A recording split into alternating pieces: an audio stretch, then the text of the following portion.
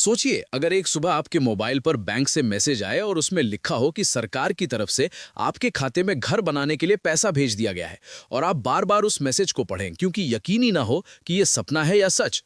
और तभी आपको याद आए कि कुछ समय पहले एक योजना की चर्चा हर तरफ हो रही थी, जिसे बहुत लोगों ने ये सोचकर अनदेखा कर दिया था कि ये भी बाकी घोषणाओं की तरह ही होगी। लेकिन आज वही योजना उन परिवारों की जिंदगी बदलने के लिए तैयार खड़ी है जो सालों से कच्ची छत के नीचे, टपकती दीवारों के बीच या झोपड़ी में जिंदगी काट रहे थे। सरकार ने अब बिल्कुल साफ कर दिया है कि ये सिर्फ वादों की बात नहीं है, बल्कि जमीन पर काम उतारने का वक्त आ चुका है। प्रधानमंत्री आवास योजना को लेकर बड़ा फैसला लिया जा चुका है और इस बार न दायरा छोटा है, न तरीका उलझा हुआ है, बल्कि ज्यादा परिवार शामिल किए गए हैं और पैसा सीधे उसी खाते में जाएगा जिसकी पहचान और कागज पूरी तरह साफ है। जिन लोगों को लगता था कि ये योजना सिर्फ फाइलों में चलती है, उनके लिए अब हकीकत सामने आने वाली है, क्योंकि लाभार्थियों की सूची तैयार हो चुकी है। कई राज्यों में आखिरी जांच भी पूरी कर ली गई है, यानी जिन नामों पर मुहर लगनी थी वो लग चुकी है और जिनका नाम इस सूची में है उनके लिए आने वाला वक्त पहले जैसा नहीं रहने वाला। अब सबसे जरूरी बात यह समझना है कि ये योजना है किसके लिए।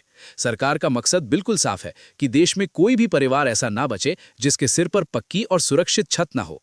इसलिए इस योजना की शुरुआत सालों पहले की गई थी और तब से इसका दायरा लगातार बढ़ाया जा रहा है, खासकर उन परिवारों के लिए जिनके पास आज भी पक्का मकान नहीं है, जो कच्चे घरों में रहते हैं, झुग्गियों में जीवन गुजार रहे हैं या जिनके नाम पर कोई स्थायी घर दर्ज नहीं है। सरकार ने साफ कर दिया है कि प्राथमिकता उन्हीं को मिलेगी जिनकी जरूरत असली है। जिनके नाम पर पहले से पक्का मकान या जमीन है, वे इस योजना से बाहर रहेंगे। इसके साथ ये भी तय किया गया है कि लाभार्थी की उम्र कम से कम 18 साल होनी चाहिए ताकि वो कानूनी रूप से जिम्मेदार माना जा सके। और जिन लोगों की सरकारी नौकरी है या जो किसी सरकारी विभाग से जुड़े हैं, उन्हें इस योजना का लाभ नहीं मिलेगा, क्योंकि ये सहायता उन्हीं के लिए है जिन्हें सच में सहारे की जरूरत है। इस योजना में खास ध्यान शादीशुदा परिवारों पर दिया गया है ताकि पूरा परिवार सुरक्षित हो सके, और यह भी अनिवार्य किया गया है कि लाभार्थी भारत का नागरिक हो। अब बहुत से लोग पूछ रहे हैं कि जिन्होंने पहले आवेदन नहीं किया उनका क्या होगा, तो उनके लिए भी रास्ता बंद नहीं है। नया आवेदन किया जा सकता है और जिन्होंने पहले से आवेदन कर रखा है उनके लिए सबसे जरूरी काम है अपनी स्थिति जांचना, यानी लिस्ट में नाम देखना, क्योंकि अब लिस्ट बन चुकी है और कई जगह सार्वजनिक भी की जा रही है। अगर नाम है तो अगला कदम बैंक से जुड़ा है और यही सबसे ज्यादा लोग गलती करते हैं। सरकार ने साफ कहा है कि अगर बैंक खाते में ई-केवाईसी पूरी नहीं है, आधार लिंक नहीं है, एनपीसीआई मैपिंग सही नहीं है या डीबीटी चालू नहीं है तो पैसा अटक सकता है, चाहे नाम सूची में ही क्यों ना हो।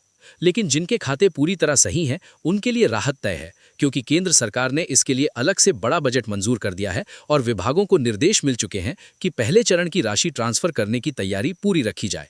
इसका मतलब ये है कि जिन लोगों का नाम फाइनल हो चुका है उन्हें बहुत लंबा इंतजार नहीं करना पड़ेगा। खास बात यह भी है कि ये योजना सिर्फ गांवों तक सीमित नहीं है, बल्कि शहरों और कस्बों में रहने वाले गरीब परिवारों के लिए भी अलग से सूची तैयार की जा रही है, ताकि शहरी झुग्गियों और अस्थायी घरों में रहने वाले लोग भी पीछे न रह जाएं। सरकार 2026 को ध्यान में रखकर किस्तों की योजना बना चुकी है और जिन राज्यों में पहचान और सत्यापन का काम पूरा हो गया है, वहां पहली किस्त भेजने की तैयारी लगभग पूरी है। राजस्थान, छत्तीसगढ़, हरियाणा, गुजरात, उड़ीसा, महाराष्ट्र, उत्तर प्रदेश, केरल, कर्नाटक, तमिलनाडु, जम्मू कश्मीर, झारखंड, मध्य प्रदेश, उत्तराखंड, बिहार और पश्चिम बंगाल जैसे राज्यों में इस योजना का असर सबसे ज्यादा दिखने वाला है, क्योंकि यहाँ कच्चे घरों की समस्या लंबे समय से सबसे गंभीर रही है।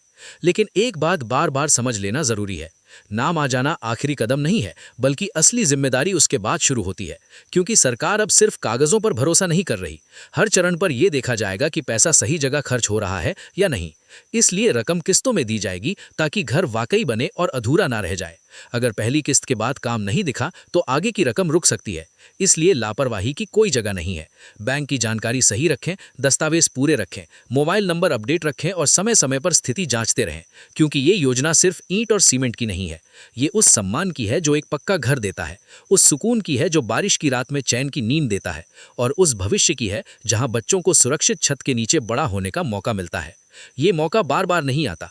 जो आज सजग रहेगा वही कल मजबूत छत के नीचे खड़ा होगा, और जो आज इसे हल्के में लेगा वही बाद में सिर्फ ये कहेगा कि काश उस वक्त ध्यान दिया होता।